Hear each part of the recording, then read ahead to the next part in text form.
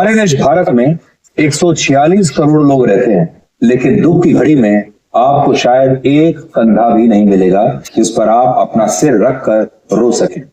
पूरी दुनिया में 800 करोड़ लोग रहते हैं, लेकिन इसमें 8 लोग भी शायद ऐसे नहीं होंगे जिन्हें आप वाकई में अपना कह सके। सोशल मीडिया पर भले ही हमारे हजारों दोस्त होंगे, फॉलोअर्स होंगे, लेकिन असल जिंदगी में एक भी हमारे साथ नहीं। आज भीड़ में हर कोई अकेला महसूस कर रहा है और यही आज के दौर की सबसे बड़ी बीमारी है। अकेलेपन के साथ सबसे बड़ी समस्या यह है कि इसका असर धूम्रपान और मोटापे की तरह आपके शरीर पर नजर नहीं आता। कोई और बीमारी अगर हो तो आपके शरीर पर असर दिखता है। लोग पूछते हैं कि ऐसा लगता है कि आप बीमार हैं। क्या आप जानते हैं कि अकेलापन एक दिन में 15 सिगरेट पीने से भी ज्यादा खतरनाक है? अकेलापन समय से पहले मौत के खतरे को 25% तक बढ़ा देता है। अकेलेपन से ब्रेन स्ट्रोक और हृदय रोग का खतरा 30% तक बढ़ता है। यह डिमेंशिया के खतरे को 50% तक बढ़ा देता है। इसलिए ये बहुत आवश्यक है कि आप समय रहते अकेलेपन की इस बीमारी को पहचान लें और ये जान लें कि कहीं आप भी अकेलेपन के इस अंधेरे में खोते तो नहीं जा रहे हैं। वर्ष 2023 में WHO यानी विश्व स्वास्थ्य संगठन ने अकेलेपन को एक वैश्विक स्वास्थ्य संकट घोषित किया। अकेलेपन को परिभाषित करते हुए WHO ने कहा कि यह व्यक्ति की अपनी भावनात्मक पीड़ा है जो सामाजिक अलगाव और सार्थक रिश्तों की कमी से पैदा होती है। आज अकेलापन दुनिया भर में एक गंभीर बीमारी का रूप ले चुका है।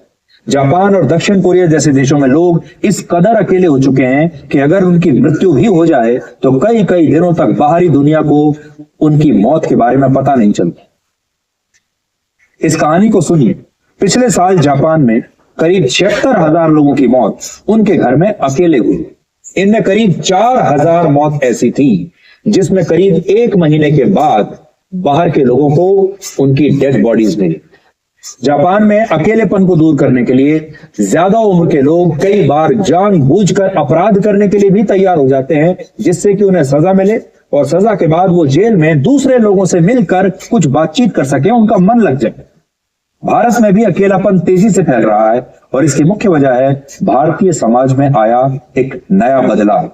पहले हमारे परिवार में माता पिता, दादा दादी, नाना नानी के साथ हम अपना सुख दुख शेयर कर लिया करते थे। जॉइंट फैमिली होती थी, लंबा चौड़ा हंसता खेलता परिवार होता था। लेकिन आज ये पुराने जमाने की बात है। अब जॉइंट फैमिली की जगह न्यूक्लियर फैमिली ने ले ली है। महानगरों में अब डिंक्स यानी डुअल इनकम नो किड्स का चलन बढ़ रहा है, जहां सिर्फ परिवार में पति पत्नी ही रहते हैं और वो बच्चे तक पैदा नहीं करना चाहते। बच्चे भी इसलिए नहीं पैदा करना चाहते कि वो ये जानते हैं कि अगर बच्चे पैदा किए तो उनकी देखभाल करने वाला परिवार में कोई नहीं। पहले हम अनजान लोगों से भी बात कर लिया करते थे। कोई रास्ता पूछता था तो बड़ा मन से उसे रास्ता बताते थे। कई बार तो घर तक छोड़कर आ जाते थे। बाजार जाते थे तो परचून की दुकान पर, सब्जी की दुकान पर दुकानदार से बातचीत कर लिया करते थे। लोगों से उनका हालचाल पूछ लिया करते थे। चाय की दुकान पर कई बार अनजान लोगों से बात कर लिया करते थे। अपने दोस्तों से कहते थे कि चलिए चाय की दुकान पर मिलते हैं। लेकिन ऑनलाइन शॉपिंग की वजह से अब बाजार आना जाना भी बंद हो गया। अनजान लोगों से बातचीत बंद हो गई। उस दुकानदार से कभी कभी जो हालचाल पूछ लिया करते थे वो भी बंद हो गया। किसके घर में क्या चल रहा है, कुछ सुख दुख अगर बांटने का समय आता था वो सब भी बंद हो गया, क्योंकि किसी के पास समय नहीं। और बाकी की जो कसर है वो वर्क फ्रॉम होम ने पूरी कर दी। 2021 के ग्लोबल सर्वे के मुताबिक भारत दुनिया में अकेलेपन से प्रभावित होने वाला तीसरा सबसे बड़ा देश है। और इस रिपोर्ट में लिखा है कि भारत के शहरों में 43% लोग अकेलापन महसूस करते हैं। और एक और चिंता में डालने वाली बात यह है कि 13 से 15 साल की उम्र के 25% बच्चे अकेलापन अनुभव कर रहे हैं। सोशल मीडिया की वजह से भी अकेलापन तेजी से बढ़ा है। सोशल मीडिया की लत युवाओं में अलगाव और डिप्रेशन को बढ़ा रही है। आजकल भावनाओं को व्यक्त करने के लिए किसी की आंखों में आंख डालने की जरूरत नहीं है, किसी के सामने बैठने की जरूरत नहीं है, किसी का चेहरा देखने की जरूरत नहीं है, किसी को मुस्कुराहट देने की जरूरत नहीं है, किसी की आंखों में आंसू देखने की जरूरत नहीं है, क्योंकि अब लोगों ने अपनी भावनाओं को व्यक्त करने के लिए इमोजीज का इस्तेमाल करना शुरू कर दिया। आजकल सारे रिश्ते, सारी भावनाएं सिर्फ इमोजी के जरिए हम बता देते हैं। खुश हैं तो खुशी की इमोजी भेज देते हैं, और अगर दुखी हैं तो रोने वाली इमोजी भेज देते हैं। कभी कभी तो कितना समय हो जाता है जब हम अपने दोस्तों का चेहरा नहीं देख पाते। अकेलेपन की बीमारी को लेकर अलग अलग देशों में अब नई नई पहल की जा रही है। जैसे दक्षिण कोरिया में बुजुर्गों के लिए हैप्पी कैब्स चलाई जा रही हैं। ये कैब सर्विस है जिसमें बुजुर्ग नए नए लोगों के साथ बैठकर इस कैब में उनके साथ घूमने जा सकते हैं, थोड़ी मौज मस्ती कर सकते हैं। इस दौरान वो नए लोगों से मिल सकते हैं, उनसे बातचीत कर सकते हैं, उनका अकेलापन दूर हो सकता है। इस प्रकार की नई कैब्स चलाई जा रही हैं। ब्रिटेन ने तो वर्ष 2018 में ही पहली बार लोनलीनेस मिनिस्टर की नियुक्ति की थी, एक अलग मंत्रालय, एक अलग मंत्री जो सिर्फ ये देखेगा कि हमारे देश में लोग अकेलापन तो नहीं महसूस कर रहे। अकेलेपन की बातचीत करके हम आपको डराना नहीं चाहते, बल्कि आपको जगाना चाहते हैं। हम बचपन से लेकर बड़े होने तक हमें सिर्फ ये सिखाया जाता है कि सफलता ही खुशी का सबसे बड़ा पैमाना है और जीवन में हर कीमत पर सफल होना सबसे जरूरी है। जो सफल है वो खुश है।